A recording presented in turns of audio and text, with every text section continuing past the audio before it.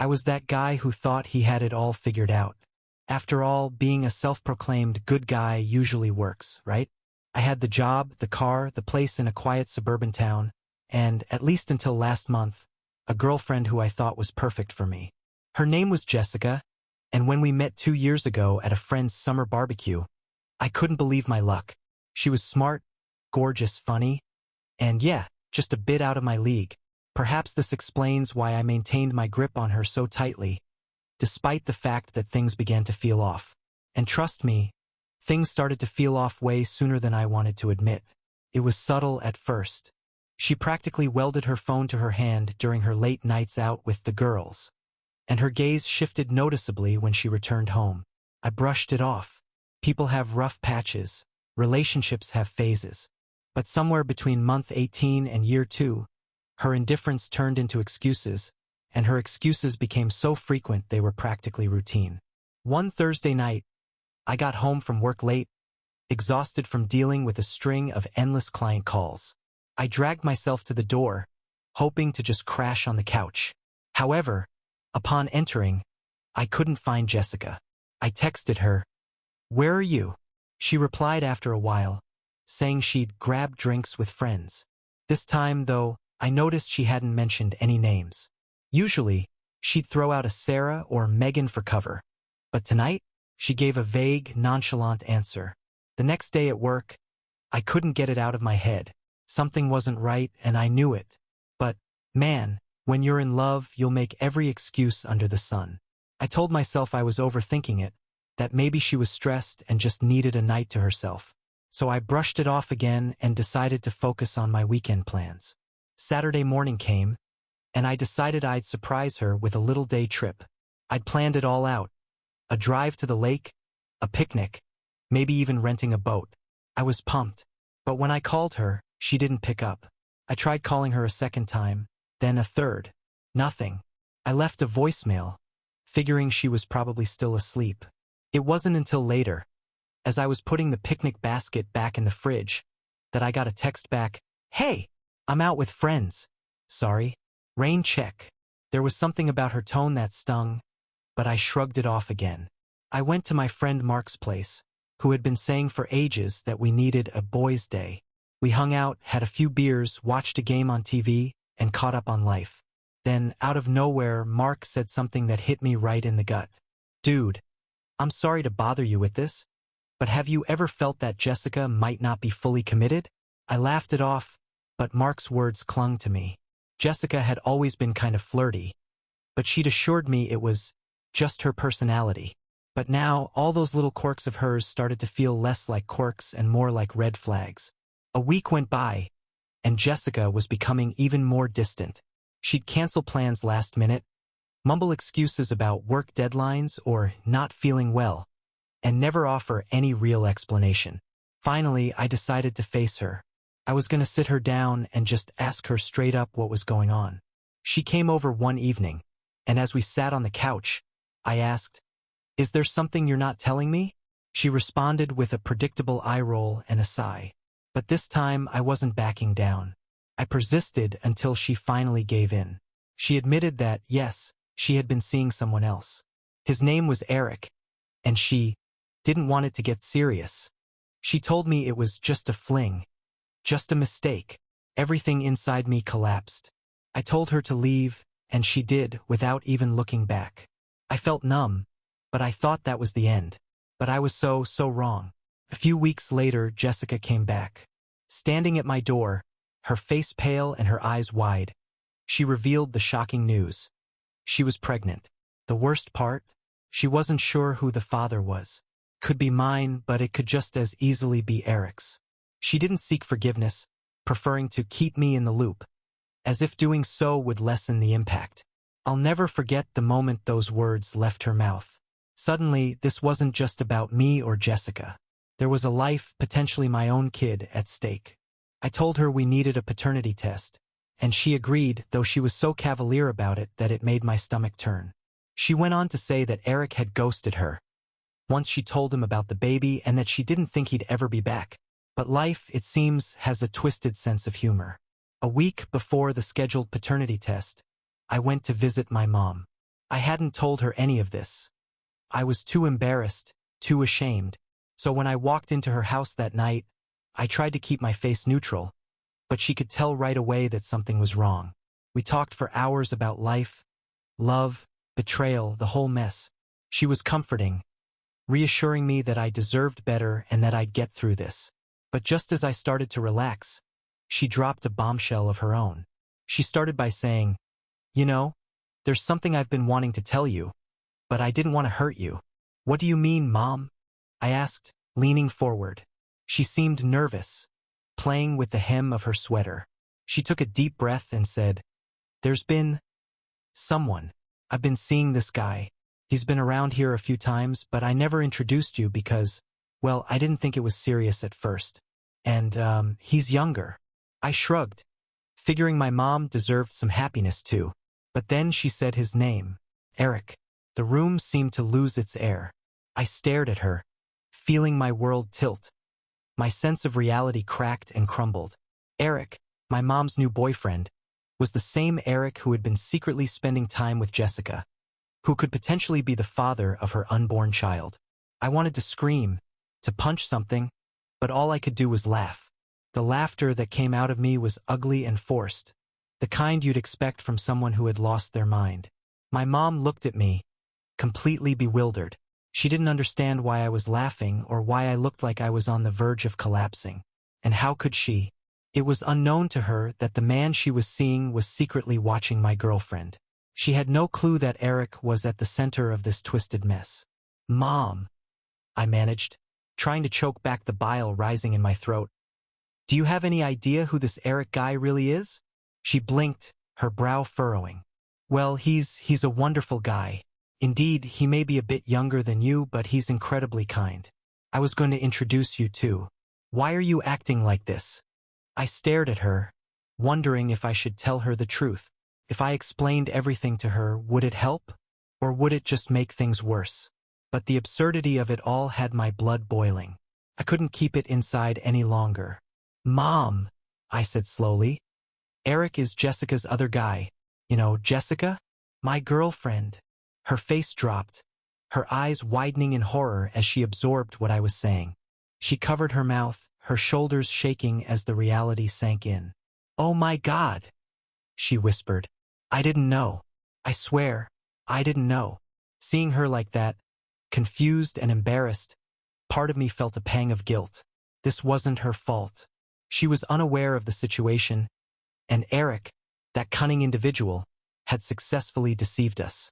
I attempted to gather my thoughts, despite the overwhelming urge to yell and lash out.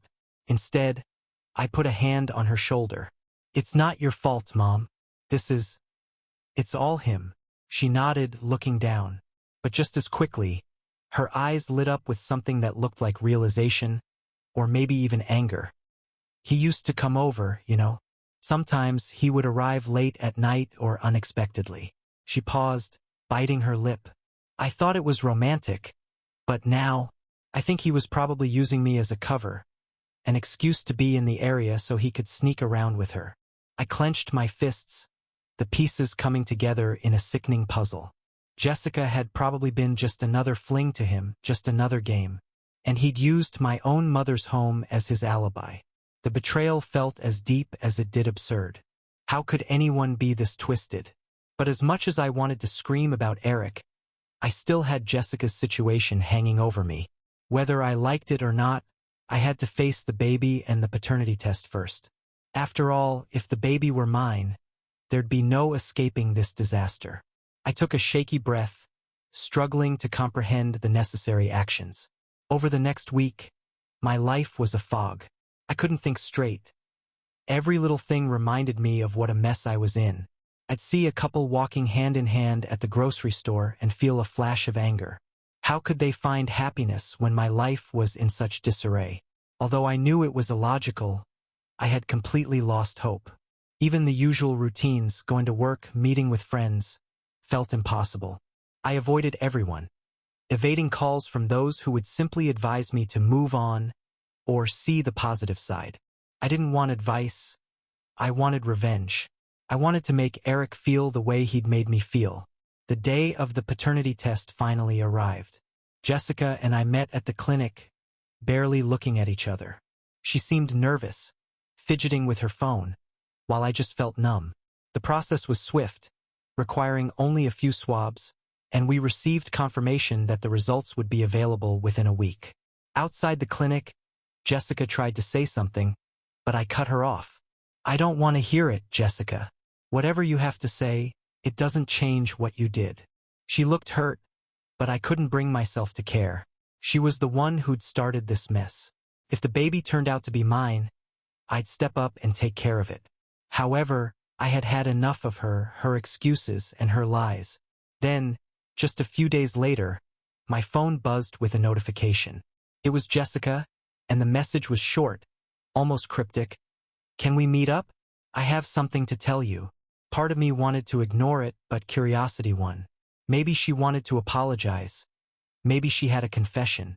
Or maybe, deep down, I just wanted to confront her, to make her feel even an ounce of the pain she'd caused. We met at a little coffee shop outside town, somewhere no one would know us. She looked different, tired, maybe even remorseful. She started with a long sigh, then finally looked me in the eye. I know you probably hate me right now, and I don't blame you. But there's something else, something you need to know. I raised an eyebrow, waiting for her to continue. Eric's been seeing other people, she said quietly, as if the words pained her. It's not just about me, it's about whoever else he's been with. I heard he's been going around, lying to women, pretending he's someone he's not. He told me he had money and a business. However, upon further investigation, I discovered that he is, in reality, a nobody. No job, no real life. He has been subsisting on the generosity of others. I felt a flicker of satisfaction. So he wasn't just a cheater, he was a complete fraud. But that didn't make things better. If anything, it made me feel even more foolish for ever allowing someone of that caliber to come so close to my life. Why are you telling me this? I asked, folding my arms. Jessica shifted, uncomfortable. Maybe, I'm not sure, it could be beneficial, Jessica expressed. I made a mistake, a big one, and I'll never forgive myself for it. But I wanted you to know that it wasn't just you. He's hurt a lot of people. Her words fell flat. I didn't want her pity or her guilt. I wanted this to end, for the baby to be elsewhere and for Eric to leave us forever. Jessica, I finally uttered in a firm voice, if the child is mine, I will be present. But if he's Eric's, you'll never see me again. Do you understand? She nodded, her eyes wet with tears. I could tell she was genuinely sorry, but it was too little, too late. Whatever we'd had was dead, and nothing she could say would change that. We parted ways, and I drove home feeling even emptier than before. The following days dragged on, each one feeling like a year as I waited for the test results. And then, one evening, I got the call from the clinic. The nurse's voice was calm and neutral, but as she read the results, my heart pounded so hard I thought it might burst. Mr. Lawson, she said, the test results are conclusive. You are not the father. The relief that washed over me was indescribable. I'd been bracing myself for the worst, for the possibility of a lifetime tethered to Jessica and, by extension, Eric. However, understanding that the child wasn't mine was a relief. For the first time in weeks, it felt as though I could finally breathe. I thanked the nurse, hung up, and just sat there, letting the silence of my empty apartment sink in. It was over. I was free. But as the initial relief started to fade, a new kind of anger took its place. Eric had inflicted significant harm, yet he had simply vanished from the scene. Not only had he lied to Jessica, but he'd also betrayed my mom. And who knows how many others he'd left in his wake. I wasn't about to let him get off that easy. For once, I was going to do something about it. I started digging. If he lied about his identity, job, or life, there was a deception trail. It didn't take long to find what I was looking for. I found social media accounts under different names, rumors of scams, and women posting online stories about a man who matched Eric's description and had taken advantage of them. The further I delved into the situation, the more concerning it became. Eric wasn't just a cheater, he was a con artist, a professional manipulator. Fueled by rage, I contacted a few of the women from those posts. Many were reluctant to talk, but after I told my story, they did. One woman, Rachel, revealed that Eric had stolen thousands of dollars from her, claiming he needed it for an investment that never existed. Another, Lisa, told me she'd caught him lying about his name and background just weeks before he disappeared. As our stories piled up, a plan started forming in my mind. I met up with a few of them in person at a small diner on the outskirts of town. Together, we plotted our revenge. We were going to expose Eric for the fraud he was, not just to the people he'd hurt, but to everyone. Rachel managed to track down his current phone number, and after several dead ends, Lisa found his last known address. It was a rundown apartment complex in the rough part of town. Exactly the kind of place a guy like Eric would hide out in between his cons. But this time, he wasn't going to get away. We agreed that once we confronted him, we'd go public. Each of us would post our story, attach screenshots, photos, or whatever evidence we had. We'd make sure Eric Lawson's name was the last one he'd ever use. The day we decided to confront him, I was buzzing with adrenaline. It was me, Rachel, Lisa, and another woman named Amy who'd been through a similar nightmare with him. We drove to his apartment, all of us tense, half expecting him to vanish before we even got there. But as we pulled up, we spotted him sitting on the front steps, looking smug, completely unaware of the storm heading his way. Rachel led the charge, walking right up to him and calling his name.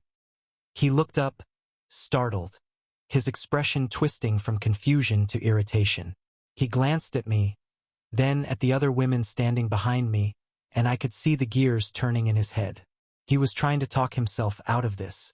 "Ladies, I'm not sure what's going on here, but I think there's been a misunderstanding," he started, flashing a fake smile. "Cut the crap," Eric snapped. "We know exactly who you are. Every single one of us."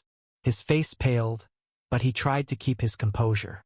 "I am merely an ordinary individual. I am unaware of the extent to which you believe you are knowledgeable." "Oh, really?" Lisa interrupted, displaying a screenshot of a fake profile he had used to entice her. "Maybe you could clarify this for me?" And that was just the beginning. Each of us took turns laying out our evidence. The fake names, the lies, the stolen money, the manipulation. With every piece we revealed, Eric shrank a little more, his confidence evaporating. Trying to deny it and escape, he found no one to believe him. Finally, I stepped forward. "You thought you could just play with people's lives, didn't you? Use my mom, use Jessica. Walk all over everyone without facing any consequences." I was not interested in hearing any of the pathetic excuses he was likely to spit out when he opened his mouth. "We're done here, Eric. This is over. You're done." As we turned to leave, I couldn't resist one last look back. Eric sat on the steps, slumped and defeated, his face drained of all color. He knew it was over. This time, he couldn't hide his truth. That night, we each posted our stories online. By the next morning, our stories had gone viral. Messages poured in from other women who had encountered him, from people who recognized his face or his name. Eric Lawson was officially infamous, his reputation shredded, his lies exposed. There would be no more straightforward cons, no more unsuspecting victims. In the days that followed, I felt a strange kind of peace settle over me. It didn't undo the damage, but it felt like justice. Like maybe I'd finally broken free from the nightmare he'd created. Jessica moved on, fading out of my life as quickly as she'd entered. My mom, devastated upon discovering the full story, also appeared to find closure. She apologized 100 times over, though I told her it wasn't her fault.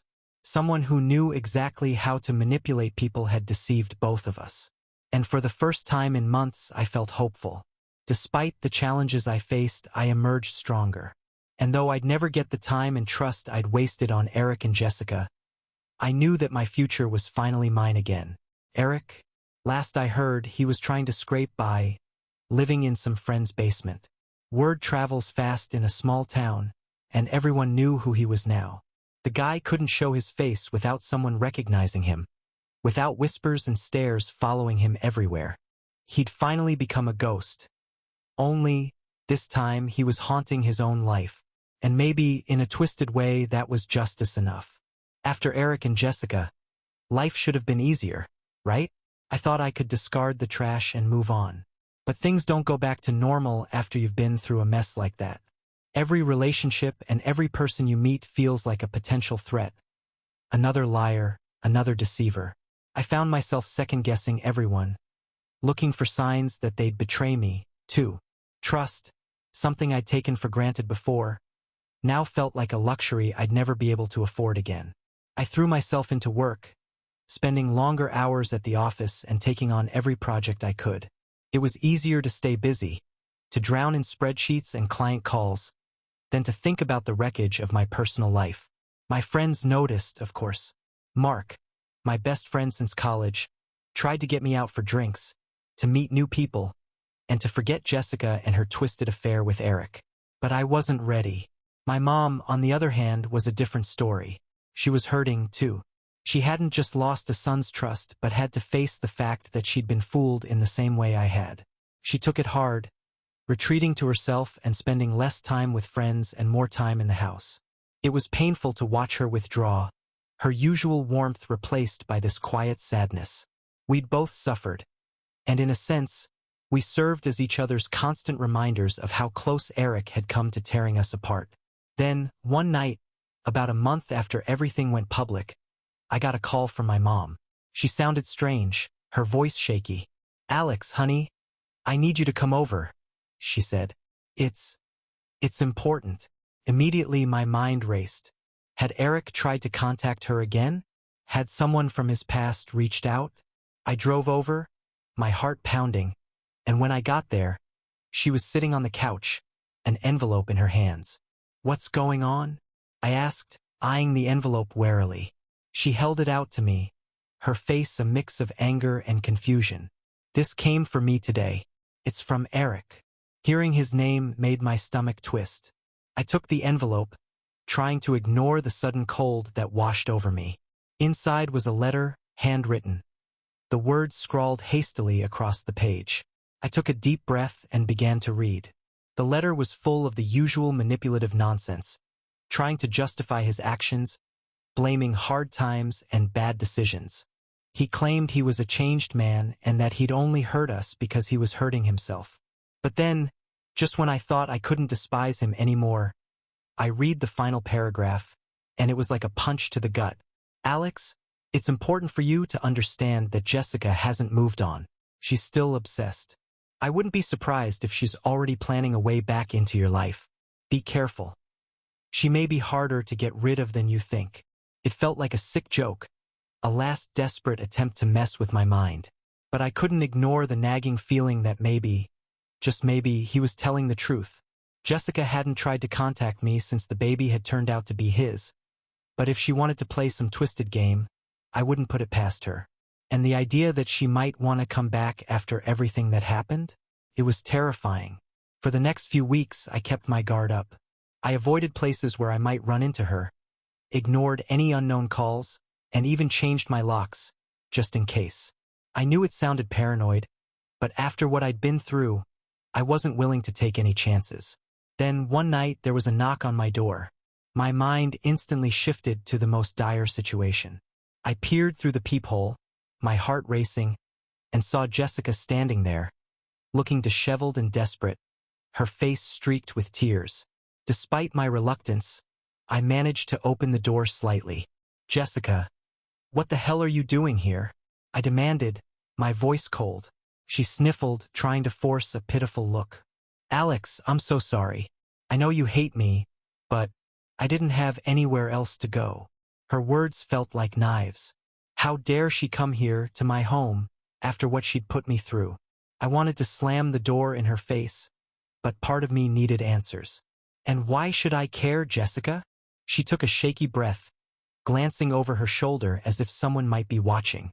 "Eric, he's not done with me. Once everything became public, he began to stalk me, threatening to ruin my life if I didn't assist him in exacting revenge on me. I tried to get away from him, but he keeps finding me. He won't leave me alone." A part of me wanted to laugh at the irony, but her expression, the way she was trembling, made me pause. I didn't trust her, how could I? But the fear in her eyes looked real. And as much as I hated to admit it, if Eric was targeting her, it was only a matter of time before he came after me or, worse, my mom. "Why should I believe you, Jessica?" I asked, keeping my voice steady. She looked down, her shoulders slumping. "I don't have any proof. I just didn't know where else to turn. I thought maybe, after everything, you'd at least understand. You've been through it, too." I wanted to tell her to leave, to handle her own problems. But a part of me knew that Eric wasn't just a problem she could brush off. He was dangerous, capable of anything if he thought he could get away with it. If he continued to lurk around, he had the potential to ruin all of our lives. He'd already done it once. Defying my better judgment, I fully opened the door and stepped aside to allow her entry. "Fine, you can stay here tonight. However, this does not alter the relationship between us." "Got it." She nodded, looking both relieved and defeated. I set her up on the couch, giving her a pillow and a blanket, then went to my room, locking the door behind me. I barely slept that night, my mind racing with everything that had happened. I kept thinking about Eric, about the way he'd managed to slip back into our lives despite everything we'd done to shut him out. The next morning, I woke up to an empty living room. Jessica had left, leaving the blanket and pillow neatly folded on the couch. For a second, I thought I'd imagined the whole thing, that maybe it was all some twisted nightmare. But on the coffee table was a note, scrawled in her familiar handwriting. "Alex, thank you for helping me. I know I don't deserve it, but I had nowhere else to go. I'm sorry for everything. I'm gonna handle this on my own. You don't need to worry about me anymore. Jessica." I stared at the note, unsure whether to feel relieved or worried. Part of me wanted to chase after her to make sure she was okay. But the larger part of me knew that she was right. I didn't owe her anything. She'd made her choices, just as I had. If she wanted to take on Eric alone, that was her call. I thought that was the end of it. But a few days later, I got a call from Mark. "Hey man," he said, his voice low and tense. "You might want to sit down for this." "What's going on? What's going on? What's going on?" I asked, feeling the unease return to my chest. "It's Jessica," he said, pausing. She's missing. She didn't show up for work, and no one's seen her for days." The world around me blurred, the walls closing in. As much as I wanted to forget her and push her out of my life for good, I couldn't shake the feeling that something terrible had happened. The news of Jessica's disappearance had a profound impact on me. Despite everything that had happened, I couldn't ignore the news of Jessica's disappearance. My mind raced, replaying our last conversation, trying to remember every detail, every word she'd said. Had I missed something? Was there some clue in the way she looked, the way she acted that night? I didn't want to care, but something inside me refused to let this go. I spent the next few days in the fog, glued to my phone, waiting for any updates. I kept expecting her to show up, for her to explain that this was all a misunderstanding and that she just needed time to clear her head. But days turned into a week, and the silence was deafening. Mark called every day, asking if I'd heard anything and if Jessica had reached out. I could hear the worry in his voice, a reminder that this was real. One evening, I received a call from Detective Sanchez, the officer responsible for her case. He wanted to meet up to ask me some questions. I agreed, meeting him at a local coffee shop, where he ordered a black coffee and flipped open a worn leather notebook. "Mr. Lawson," he began, looking at me over his cup. "Thank you for meeting with me. I know this is hard, but we need all the info." I nodded, swallowing hard. "I'll tell you whatever I can, Detective. I want to help." He went through a series of routine questions. When I'd last seen Jessica, what our conversation had been about, if she'd mentioned anyone who might want to harm her. I told him everything, every painful detail, even about Eric's threats and the way she'd shown up that night, terrified. I even showed him the note she'd left, though by now the words felt like ghosts, haunting me with what I hadn't done. The detective jotted everything down, his brow furrowed in concentration. "You mentioned someone named Eric." "Eric Lawson, correct." I nodded, my stomach twisting at the mention of his name. Yeah. He was involved with her and a number of other individuals.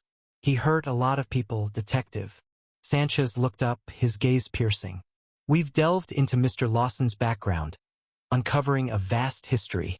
He has not only been involved in scams and petty theft but also faced several restraining orders and even a few assault charges in the past. Nothing that stuck, though. He's been remarkably slippery. Hearing the confirmation that Eric's criminal tendencies were deeper than we'd realized sent a chill down my spine. The thought of him out there, doing God knows what while Jessica was missing, it was too much to bear. Do you think he had something to do with Jessica disappearing? I asked, my voice barely a whisper. Sanchez didn't answer right away, his eyes darkening as he considered the question. It's possible. However, we currently lack sufficient resources to bring him in. However, we are closely monitoring him. In the meantime, please inform us immediately if you hear from him or if he contacts you. I agreed, promising to keep my phone close and to be vigilant. The meeting ended, but the sense of dread clung to me like a shadow. Jessica was out there somewhere, lost, maybe in danger, and all I could do was wait, hoping for a breakthrough that felt like it would never come. Days turned into weeks, and nothing changed. I tried to throw myself back into work to focus on anything other than the gnawing fear that Jessica might never come back. Mark and I talked about her constantly, speculating and analyzing every detail, hoping we'd missed something that might lead to answers. But no matter how hard we tried, it felt like we were just going in circles. Then, one night, as I was about to fall asleep, my phone buzzed. The screen lit up with a message from an unknown number. I opened it, my heart pounding as I read the words on the screen. You really thought I'd disappear that easily? You're not done with me yet. We're just getting started. My blood turned to ice. It was from Eric. There was no mistaking that smug, taunting tone. He was playing a game, and somehow I was still a part of it. I didn't know if he was bluffing or if he really knew something about Jessica's disappearance, but I wasn't about to let him get the upper hand again. The news of Jessica's disappearance had a profound impact on me. Despite everything that had happened, I couldn't ignore the news of Jessica's disappearance. My mind raced, replaying our last conversation, trying to remember every detail, every word she'd said. Had I missed something? Was there some clue in the way she looked, the way she acted that night? I didn't want to care, but something inside me refused to let this go. I spent the next few days in the fog, glued to my phone, waiting for any updates. I kept expecting her to show up to explain that this was all a misunderstanding and that she just needed time to clear her head. But days turned into a week, and the silence was deafening. Mark called every day, asking if I'd heard anything and if Jessica had reached out. I could hear the worry in his voice, a reminder that this was real. One evening, I received a call from Detective Sanchez, the officer responsible for her case. He wanted to meet up to ask me some questions. I agreed, meeting him at a local coffee shop, where he ordered a black coffee and flipped open a worn leather notebook. Mr. Lawson, he began, looking at me over his cup. Thank you for meeting with me. I know this is hard, but we need all the info. I nodded, swallowing hard. I'll tell you whatever I can, Detective. I want to help. He went through a series of routine questions. When I'd last seen Jessica, what our conversation had been about, if she'd mentioned anyone who might want to harm her. I told him everything, every painful detail, even about Eric's threats and the way she'd shown up that night, terrified. I even showed him the note she'd left, though by now the words felt like ghosts, haunting me with what I hadn't done. The detective jotted everything down, his brow furrowed in concentration. You mentioned someone named Eric. Eric Lawson, correct? I nodded, my stomach twisting at the mention of his name. Yeah, he was involved with her and a number of other individuals. He hurt a lot of people, Detective. Sanchez looked up, his gaze piercing. We've delved into Mr. Lawson's background, uncovering a vast history. He has not only been involved in scams and petty theft but also faced several restraining orders and even a few assault charges in the past. Nothing that stuck, though. He's been remarkably slippery. Hearing the confirmation that Eric's criminal tendencies were deeper than we'd realized sent a chill down my spine. The thought of him out there, doing God knows what while Jessica was missing. It was too much to bear. Do you think he had something to do with Jessica disappearing? I asked, my voice barely a whisper. Sanchez didn't answer right away, his eyes darkening as he considered the question. It's possible. However, we currently lack sufficient resources to bring him in. However, we are closely monitoring him. In the meantime, please inform us immediately if you hear from him or if he contacts you. I agreed, promising to keep my phone close and to be vigilant. The meeting ended, but the sense of dread clung to me like a shadow. Jessica was out there somewhere, lost, maybe in danger, and all I could do was wait, hoping for a breakthrough that felt like it would never come. Days turned into weeks, and nothing changed. I tried to throw myself back into work to focus on anything other than the gnawing fear that Jessica might never come back. Mark and I talked about her constantly, speculating and analyzing every detail, hoping we'd missed something that might lead to answers. But no matter how hard we tried, it felt like we were just going in circles. Then, one night, as I was about to fall asleep, my phone buzzed. The screen lit up with a message from an unknown number. I opened it, my heart pounding as I read the words on the screen. You really thought I'd disappear that easily? You're not done with me yet. We're just getting started. My blood turned to ice. It was from Eric. There was no mistaking that smug, taunting tone.